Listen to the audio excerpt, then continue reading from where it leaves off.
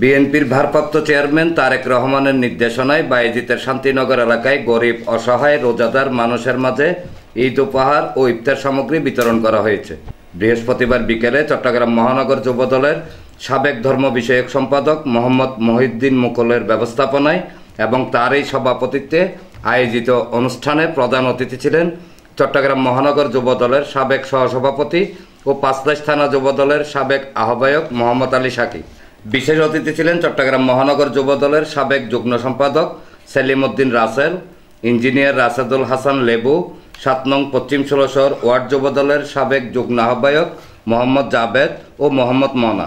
পাঁচলাইশ থানা যুবদল নেতা আলতাফুল বাড়ির সঞ্চালনায় অনুষ্ঠানে ৪৩ নং সাংগঠনিক ওয়ার্ড যুবদলের সাবেক যুগ্ম আহ্বায়ক বেলাল হোসেন হামজা, হানিফ রানা, মোহাম্মদ সুমন, সাইমন, জসিম উদ্দিন তালুকদার, মোহাম্মদ মাসুদ, রুবেল, রহিম কোম্পানি, মোহাম্মদ মানিক, শাকিল, সাদ্দাম, আলম মাঝি, ইব্রাহিম, ওমর সহ আরো অনেকে বক্তব্য রাখেন।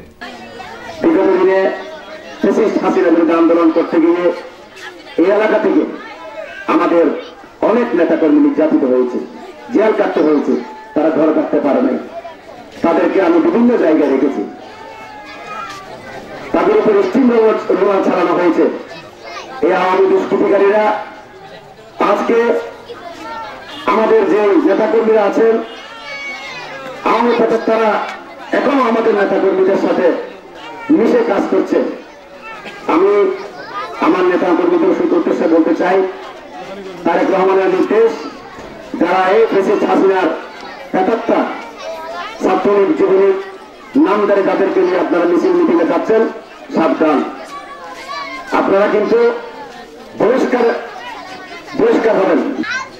গত 5ই আগস্টের আগে এই শান্তিনগর একটি সন্ত্রাসের রাজত্ব পরিণত হয়েছিল।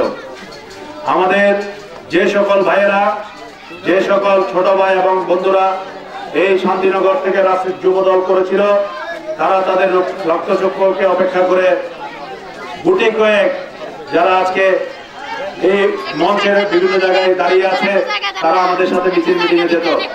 আবার মিছিল মিটিং শেষ করে সে যখন রাত্রে বাসায় ঘুমাতো, তাদের বাসায় বিভিন্ন ধরনের যুবলীগ ছাত্রলীগের সন্ত্রাসীরা তাদের বাসায় হামলা করত।